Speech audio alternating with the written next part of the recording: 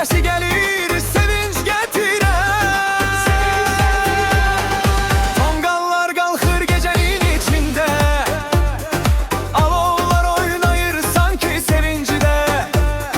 Odun üstündən atlanır hamı, köhnə dərdləri aparır alovunda mı? Çərşənbələr keçdi, bahar gəldi bizə.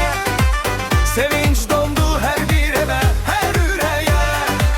Tonqal yanır, səməni boyatır yenə. Novruz gəlir, sevinç gətirir bizə.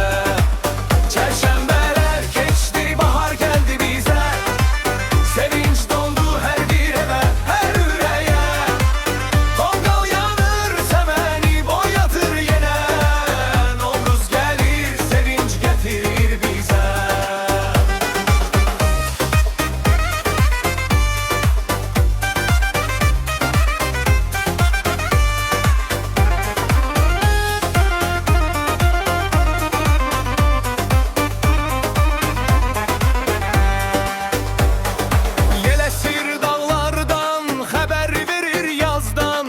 Sanki təbiət danışır bu nazdan.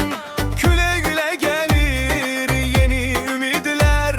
Yel çərşənbəsi yayır xoş səslər. Torpaq oyandı, açdı çiçəklər. Yaşıl don geyindi bağlar, çəmənlər. Torpaq çərşənbəsi həyatın səsi. Baharı getirir təbiətin. Çərşənbələr keçdi, bahar gəldi dizə. Sevinç doldu hər bir evə, hər ürəyə. Tonqal yanır, səməni boyatır yenə. Novruz gəlir, sevinç gətirir bizə. Çərşənbələr keçdi, bahar gəldi bizə. Sevinç doldu hər bir evə, hər ürəyə. Tonqal yanır, səməni boyatır yenə.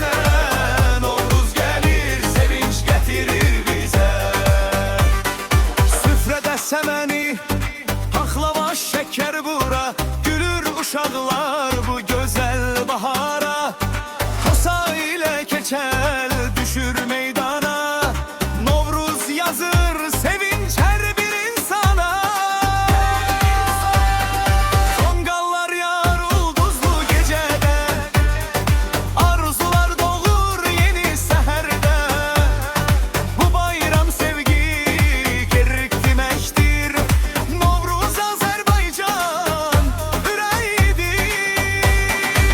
Çərşənbələr keçdi.